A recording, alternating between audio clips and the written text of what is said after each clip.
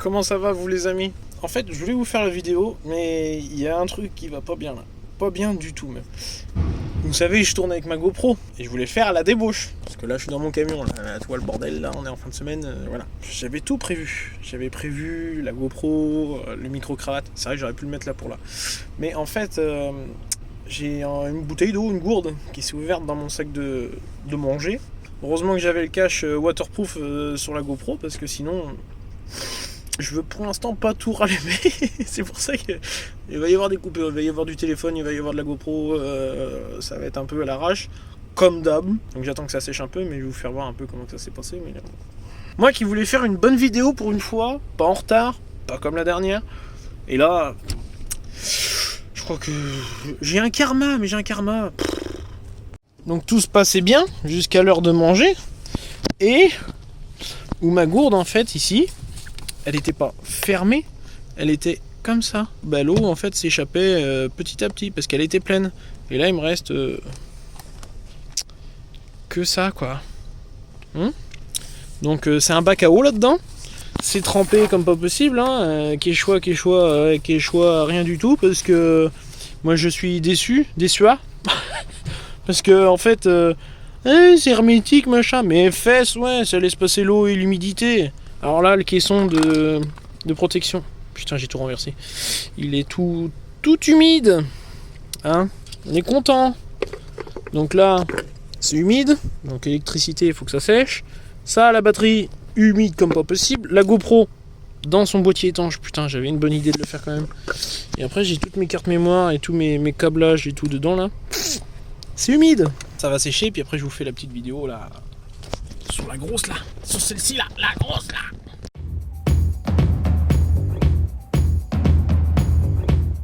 Bon du coup faut que je vous fasse un montage. Enfin je peux tourner avec la GoPro.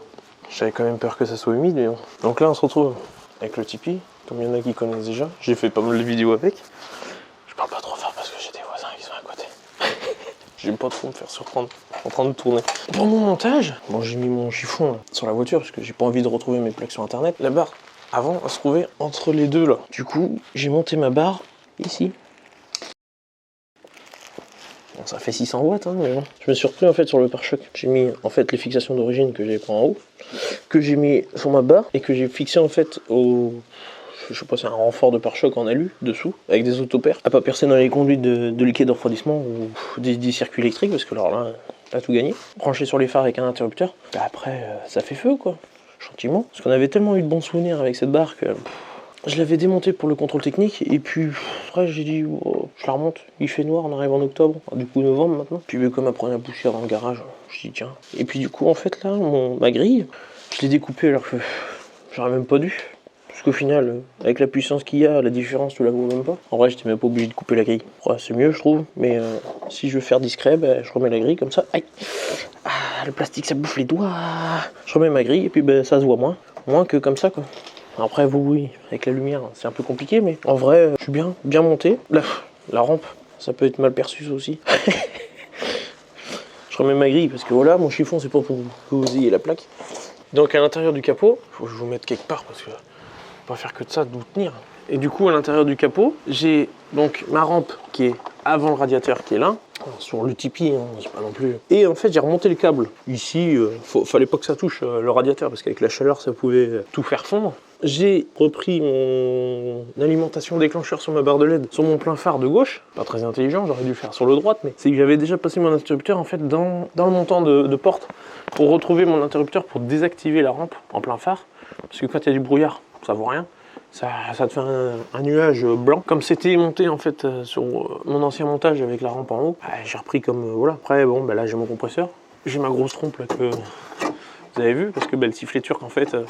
Ouais, bouge elle. Ouais, tu vas voir comment ça va faire. Là, bouge pas. Voilà. Et du coup, bah, j'avais mon sifflet turc, sauf qu'il a grippé une fois que j'avais fini la vidéo. Ouais, c'est quoi ce bordel? J'ai plus de liquide de refroidissement. Pensez à faire vos niveaux aussi. En secouant en fait la caméra, je vous ai fait tomber, donc l'angle a changé. Pas bien. Enfin bon, j'ai toujours eu un débitmètre à changer, j'attends toujours, mais bon. C'est un montage à l'arrache, hein, vous connaissez. T'as ta batterie, il te faut un plus permanent dessus, avec un fusible. Je regarde déjà s'il a chauffé. Non, il n'a pas chauffé, parce que je vais vous faire voir des photos. où en fait, comme c'était monté avant, c'est un petit peu chauffé. Bon après c'est vrai que j'ai beaucoup joué avec, hein. Pour ça que je dis on a des bons souvenirs avec. Et du coup, fusible qui emmène directement à la barre LED, enfin qui emmène directement à un relais, et le relais en fait il est déclenché par le plein fer qui est ici, après mon interrupteur que j'ai dans la voiture. Après bon c'est vrai que quand tu vois ça, il y a des mécanos qui vont se dire putain c'est quoi ce bordel. Mais bon après vous inquiétez pas, hein. Le compresseur il est branché aussi pareil. Regarde là. Vous inquiétez pas, ça marche. Bon, après, par contre, pour placer la barre LED en dessous, ouais, ça touche là. Faites bien de venir parce que au final, j'ai des petits trucs à refaire. Dessous, il a fallu que je démonte, enfin, je découpe même. Il a fallu que je découpe tout ça là, toute cette partie là, parce qu'en fait, l'avancée du pare-choc. Ah, ma grille. L'avancée du pare-choc vient jusque là. Donc, du coup, je pouvais pas passer ma barre LED. Puis ben là, la barre LED, elle est bien. Donc, elle est toute ici. Alors, quand tu mets en route, là, c'est rangez-vous quoi. Parce que regarde. Après, s'il y en a qui veulent essayer de la prendre dans les yeux, moi je veux bien, hein. Portez-vous volontaire et puis voilà. Je vais vous faire voir un peu le rendu que ça donne.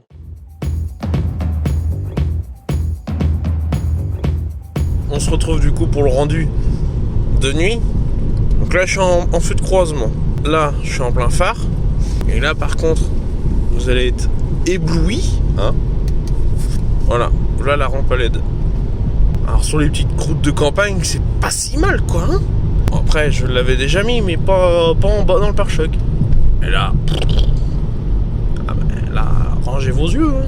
Rangez vos yeux. Je vais essayer de trouver un collègue à réveiller ce matin. Il n'y a pas quelqu'un par là? Si, regarde dedans, il y a le père là-bas. Attends, je vais lui mettre un petit coup. Regarde-le. Regarde-le. Je t'ai réveillé toi? Elle est bien ma barre de LED? Ouais, j'en ai place. Ouais, je l'ai mis dans le pare-choc, elle est beaucoup moins visible. Ouais, je vous laisse parce qu'il pleut et j'ai pas envie de finir trempé. Donc sur ce, à la prochaine.